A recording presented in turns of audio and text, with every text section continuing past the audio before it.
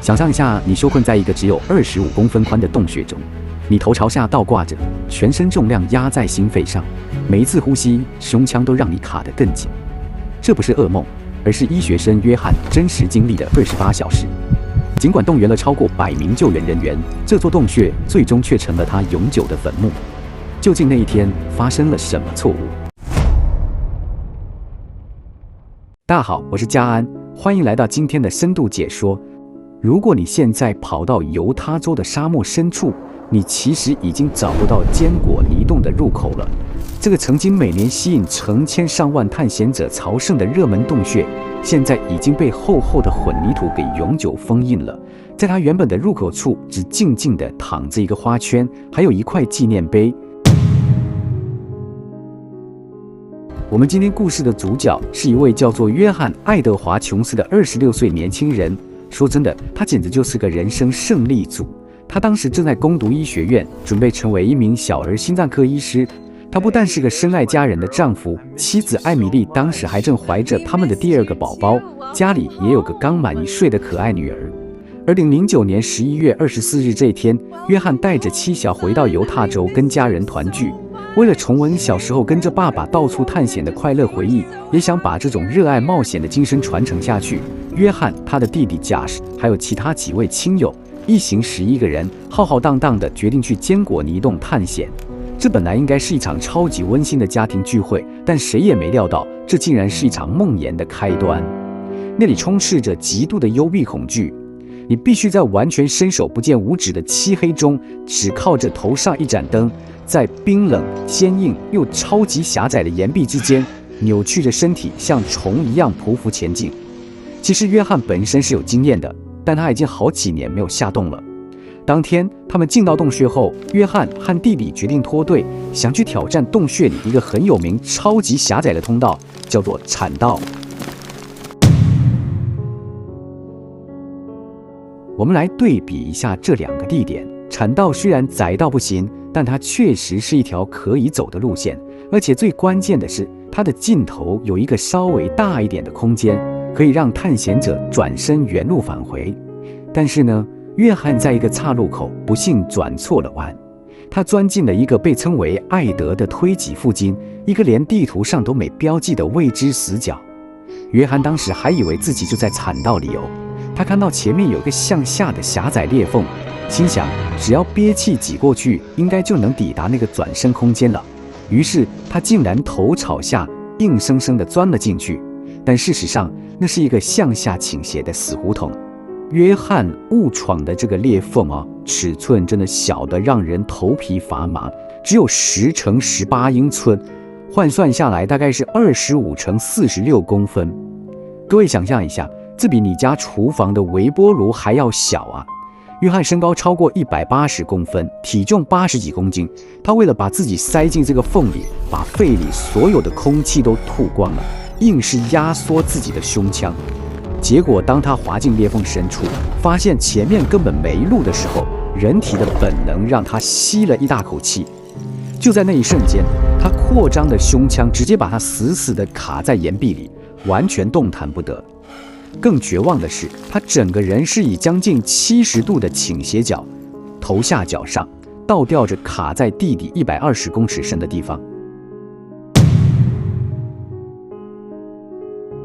接下来的发展真的是一场与死神的残酷拉锯战。晚上8点45分，约翰彻底卡住了。他弟弟乔士最先发现不对劲，试图抓住他的小腿把他拉出来，但惨的是，地球的重力反而把约翰往死胡同里拉得更深。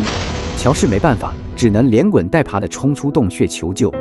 没多久，超过100名救援人员赶到现场，展开了一场长达27小时的马拉松式救援。他们在那个连转身都有困难的狭小空间里陪着约翰，给他喝水，甚至牵了一条对讲机的线，让他能跟在地面上怀孕的妻子说说话。夫妻俩在这种绝境下互相打气，坚信一定能再见面。那画面光用想的就让人眼眶泛泪。但很遗憾，最后滑轮系统发生了致命的崩溃，所有的希望瞬间破灭。隔天深夜11点56分，约翰被宣告死亡。大家可能会问，为什么被卡住会这么致命？时间为什么这么紧迫？因为约翰正面临一个极其残酷的医学现实，这叫做悬吊创伤。当一个人长时间被倒吊着，心脏必须像疯了一样拼命工作，去对抗重力，才能把积在头部的血液打回全身。而且约翰全身的内脏因为重力的关系，全部挤压在他的横膈膜和肺部上。你可以想象，他每呼吸一口气，都像是在胸口压着几十公斤的杠铃。在医学上，倒吊超过24小时，基本上就等于是被判了死刑。当然，救援团队绝对不是在一旁干等，他们拼了命想出一个4步计划：第一，用电钻在狭窄的岩壁跟粘土层里打入固定点；第二，把绳索绑在约翰唯一还露在外面的双脚上；第3步，启动一个复杂的4:1滑轮系统，试图靠着滑轮的机械力硬是把它往上拉。一开始，他们真的成功把约翰拉上来一点点了哦，约翰甚至还能跟救援人员短暂的对视。但万万没想到，第4步带来了毁灭性的打击。洞壁的粘土层根本承受不住这么巨大的拉力，固定点直接碎裂弹飞，整个系统瞬间瓦解。约翰就这样在重力的牵引下，砰的一声，再次重重地跌回那个要命的裂缝里。在系统崩溃、再次重摔之后，约翰的身体和精神都到达了极限。当时就在旁边的救援人员布兰登留下了一段让人心碎的见证。他说：“我能听到他发出深沉的勾勾的呼吸声，就好像他的肺部已经充满了液体。然后他停了下来，看起来像是失去了知觉。”布兰登当时什么也做不了，只能在狭缝外面轻轻敲着约翰正在逐渐僵硬的小腿。这段话真的精准捕捉到了这场悲剧最让人窒息的一刻。在经历了长时间的超负荷折磨后，约翰的心脏终于停了下来。听到这里，你可能会想，那为什么不把遗体带出来，让他好好安息呢？首先，约翰离世后，遗体很快就开始僵硬跟肿胀，这表示原本就过不去的狭小弯角，现在就算你想硬拉也拉不出来了。再来，如果想用炸药或是工具去破获岩壁，那得花上好几天甚至好几周的时间。最致命的是，遗体在密不透风的地底会开始产生危险的气体和物质。那些穿着厚重防护衣的救援人员，在摄氏10几度的洞穴里，只要待上几分钟就会严重过热。这对所有搜救人员的生命安全绝对是一个极大的威胁。这真的不是一个轻易能做出的决定。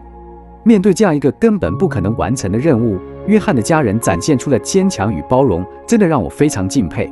他的弟弟乔什代表家属说了这段话：“我们只想感谢所有的救援人员，约翰一定会希望能保护其他人，免于在坚果泥洞再次发生这样的悲剧。”在经历了生离死别的剧烈痛苦后，他们没有指责任何一个人，而是冷静且充满恩典地接受了这个让人心碎的事实。为了不让更多救援人员赔上性命，他们同意让约翰永久长眠于他最热爱的地球深处。这到底需要多大的勇气呀？于是，官方采取了最终的行动。他们在约翰受困的位置附近，小心翼翼地引爆炸药，让洞顶塌陷下来，将它覆盖。紧接着，在洞口灌入了大量的混凝土，把所有的入口永久封死。坚果泥洞，这个曾经充满无数探险者笑声与轻松回忆的地方，就这样正式成为了约翰·爱德华·琼斯专属的天然陵墓。时至今日，只剩下那块纪念碑静静地伫立在犹他州荒凉的沙漠中。如果你对这类探索地球未解之谜与崎岖世界有兴趣，记得持续锁定我们。我是嘉安，我们下次见。